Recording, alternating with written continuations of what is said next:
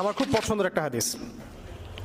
আল্লাহর কাছে দোয়া করি আল্লাহ পাক যেন আমাকে এবং আপনাদের সবাইকে হাদিসটার উপর আমল করার তৌফিক দান করেন এবং এই হাদিসটা প্রচার করার তৌফিক দান করেন।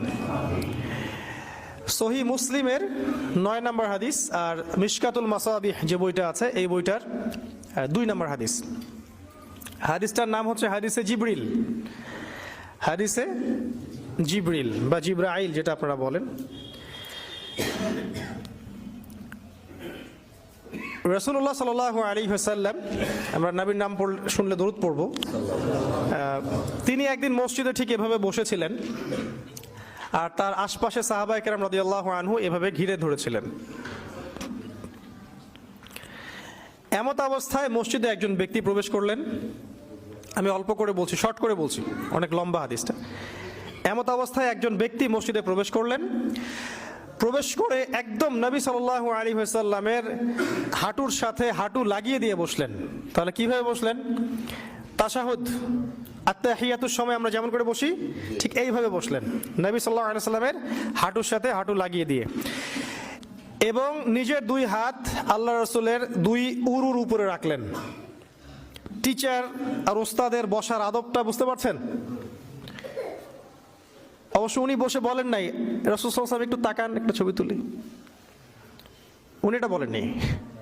উনি গিয়ে বসলেন। আপনি গেলে কি করতেন? হুজুর একটু তাকান, আপনার ফোন নাম্বারটা একটু দেন হুজুর। এবার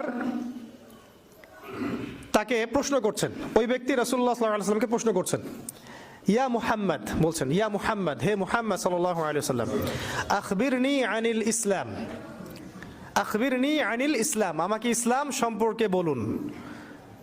জানতে এসেছেন, ইসলাম সম্পর্কে বলুন। আর যে ব্যক্তি আসলেন তার চুলগুলো ছিল খুবই কালো, ঘন কালো চুল, ঠিক আছে, কুচকুচে কালো, আর জামাটা ছিল খুব সাদা, ধবধবে সাদা। মানে সফর করে আসলে যে একটা চিহ্ন থাকে এরকম কোনো চিহ্নই তার মধ্যে নাই, মনে হলো আকাশ থেকে টুক করে পড়ছে এরকম। খুবই সুদর্শন, খুবই সুদর্শন দেখতে। নবী সাল্লাল্লাহু আলাইহি ওয়াসাল্লাম বলছেন, উত্তর দিচ্ছেন যে আল ইসলাম, ইসলাম হচ্ছে, ইসলাম ধর্মটা হচ্ছে ইসলাম ধর্মটা হচ্ছে ওয়া আন তাশহাদা আল্লা ইলাহা ইল্লাল্লাহ ওয়া আন্না মুহাম্মাদান আবদুহু ওয়া রাসূলুহু। ইসলামের প্রথম বিষয়টা হচ্ছে তুমি আল্লাহ ছাড়া কারো ইবাদত করবে না এবং এই সাক্ষ্য দিবে যে আল্লাহ ছাড়া কোনো ইলাহ নাই আর মুহাম্মদ সাল্লাল্লাহু আলাইহি ওয়াসাল্লাম আল্লাহর বান্দা এবং রাসূল। এই সাক্ষ্যটা আগে দিবে। মানে কি?